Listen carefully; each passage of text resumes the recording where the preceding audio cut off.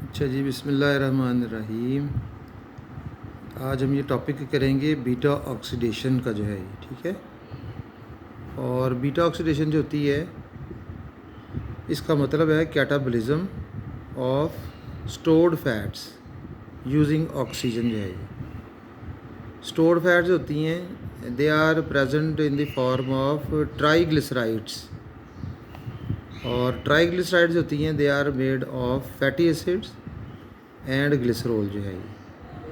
और इन दोनों के दरमियान में जो बॉन्ड होता है उस बॉन्ड को हम कहते हैं एस्टर बॉन्ड।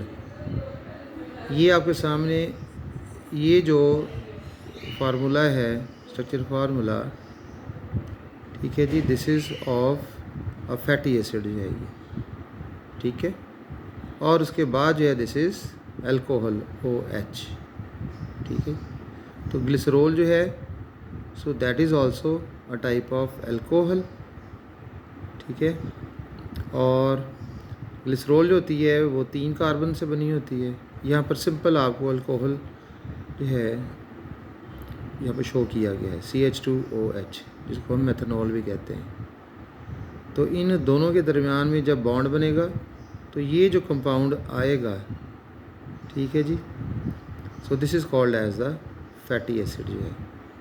अब यहाँ पर ज़रा देखिएगा कि जो फैटी एसिड होता है उसके एक एंड पर ये COOH, ये इसका फंक्शनल ग्रुप है जो अटैच होगा। और उसके साथ ये जो R है, this is the side chain, जो कि हाइड्रोकार्बन से बनी होती है ऑफ वेरीड लेंथ जो है ये, ठीक है जी। अच्छा जी, बॉडी के अंदर जो है, ह्यूमन बॉडी में पाल्मिटिक एसिड जो है, this is the common type of the fatty acid with 16 carbon जो है। अच्छा, अब दूसरी बात अब इसमें आएगी इंपॉर्टेंट कि why it is called as beta oxidation जो है ये। अच्छा, इसकी वजह ये है क्योंकि जो बीटा कार्बन है, so that is broken down. अब बीटा कार्बन जो है ये किसको हम कहते हैं? अगर आप ये देखिए फैटी एसिड आपके सामने है ना, ये COOH जो है ये, ठीक है। अब ये जो COOH है ये कार्बोक्सिलिक ग्रुप ना आ रहा है, ये कार्बन नंबर 1 है। उसके बाद आप लेफ़्ट साइड पर आएंगे तो कार्बन नंबर बन जाएगा 2, उसके बाद carbon number 3 and so on जो है ये जो फंक्शनल ग्रुप वाली कार्बन है, कार्बन नंबर 1, उसको छोड़ के जो कार्बन नंबर 2 है, दिस वन, इसको हम कहते हैं अल्फ़ा कार्बन जो है ये।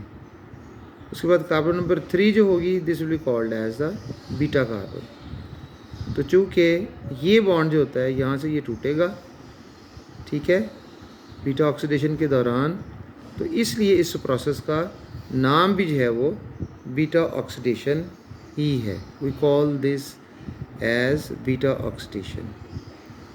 ह्यूमन बॉडी के अंदर जो एडिपोज टिश्यू होता है, ठीक है ना, एडिपोज टिश्यू किसको हम कहते हैं? जिसमें फ़ैट स्टोर हुई होती हैं, ठीक है। यहाँ से जो है ये जो फैटी एसिड होती हैं, they enter into the blood and then to the cells. All cells they can metabolise fatty acids except nerve cells and the RBCs जो है ये। इसकी क्या वजह है? नर्व सेल जो होते हैं which make up the nervous system, ठीक है जी, they depend mostly on the glucose for energy purpose जो है ये। उसकी रीज़न ये है कि आपको तो कि बीटा ऑक्सीडेशन जो होगी इसके दौरान free radicals they may be produced, जो कि न्यूरॉन्स के लिए इंजूरियस हो सकते हैं। और RBCs होते हैं, mature RBCs, they do not have mitochondria, तो लिहाजा उनके अंदर भी बीटा ऑक्सीडेशन नहीं होती। अब बीटा ऑक्सीडेशन जो है इसकी 3 स्टेजेस हैं इसकी। The first stage is the activation of the fatty acid in cytosol, then transport of the fatty acid into mitochondria जो है ये, and then reaction of the beta oxidation जो है ये। अच्छा, ये जो है इसकी activation of fatty acid that takes place in 2 steps. Now you can see over here, this is the step 1, अब ये जो स्टेप 1 है, इसमें आप देख सकते हो कि this is the fatty acid. ठीक है जी। तो सबसे पहला जो स्टेप होगा वो ये है कि इसमें, ठीक है, ATP का मॉलिक्यूल जो है तो दैट विल बी यूज्ड। तो जब ATP का मॉलिक्यूल यूज़ होगा तो आप देखिए इसके नतीजे में 2 मॉलिक्यूल जो हैं फॉस्फेट के, दे विल बी रिलीज्ड। इसको पायरोफॉस्फेट भी हम कहते हैं। तो बाकी जो बचेगा AMP, वो आप देखिए यहाँ पर आकर अटैच हो जाएगा। OH की जगह पर AMP will be attached. Thiokinase, that is a enzyme, या इसको हम कहेंगे एसिल को एंजाइम ए सिंथेटेज जो है ये, ठीक है, क्योंकि ये जो कंपाउंड बना है इसका नाम है एसिल एडिनिलेट। अब ये जो कंपाउंड बना है एसिल एडिनिलेट, इसके साथ कोएंजाइम ए जो है that will be added over है, जिसको हम को ऐश लिखते हैं। Coenzyme A sulfhydryl group इसके साथ अटैच होता है। यहाँ से AMP जो है ये वाला, दैट विल बी रिमूव्ड, और उसकी जगह पर ये कोएंजाइम ए जो होगा that will be attached over है। Result will be the acyl coenzyme A. So this is the activated fatty acid. तो एक्टिवेटेड फैटी एसिड हम किसको कहते हैं कि ऐसा फैटी एसिड जिसके साथ कोएंजाइम ए जो है now that has been attached. अब आगे देखिए स्टेप नंबर आ गया 2। स्टेप 2 जो होगा, now transport of this activated fatty acid into mitochondria जो है। ये जो इनर मेम्ब्रेन होती है माइटोकॉन्ड्रिया की, this is impermeable to acyl को ए। ठीक है ना। ये देखिए आप, ये डायग्राम जो आपको छोटी सी नज़र आ रही है, this is the inner membrane of mitochondria. ये माइटोकॉन्ड्रिया की इनसाइड है, ये माइटोकॉन्ड्रिया की आउटसाइड है। यानी ये जो एसिल को ए जो एक्टिवेटेड, ठीक है ना, ये फैटी एसिड है, ये डायरेक्टली ये जो माइटोकॉन्ड्रिया की मेम्ब्रेन है इससे अंदर नहीं जा सकता। इसके लिए एक मॉलिक्यूल है कार्निटीन, इसको हम कहते हैं। ये इसको जो है वो अंदर लेकर जाएगा। So this acts as the carrier for this acyl coenzyme A. तो अब ये जो एसिल कोएंजाइम ए है, इसका जो कोएंजाइम ए है वो हट जाएगा, उतर जाएगा, उसकी जगह पर कार्निटीन अटैच हो जाएगी। Carnitine is also type of the protein जो है ये। अब ये बन गया एसिल कार्निटीन। ये जो एसिल कार्निटीन है, it can enter through the inner mitochondrial membrane.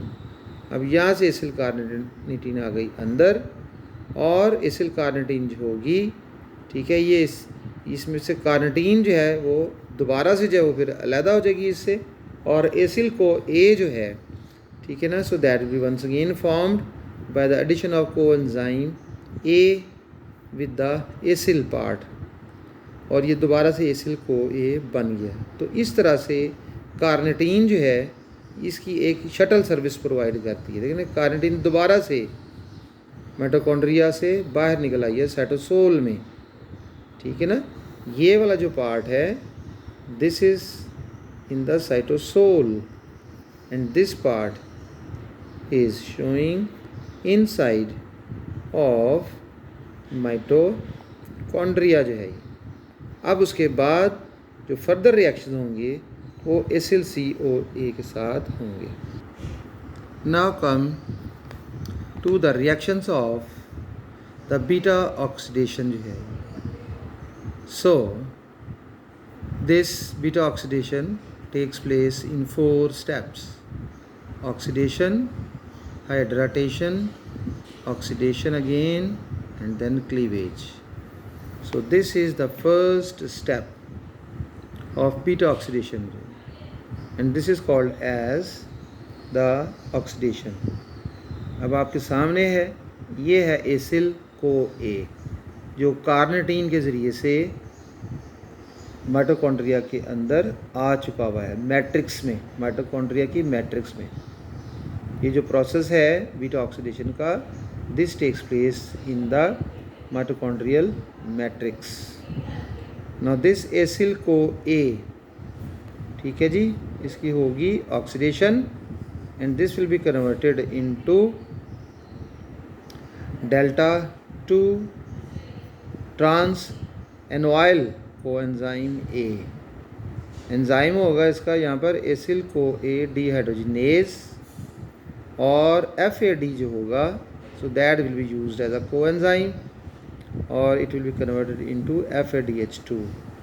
ठीक है जी।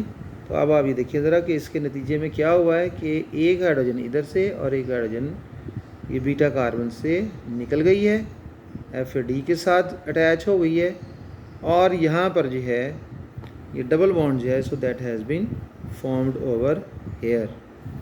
ठीक है ना। तो डेल्टा 2 का मतलब ये है कि ये जो नंबर 2 कार्बन है यहाँ पर डबल बॉन्ड जो है so that has been formed over here. ठीक है जी।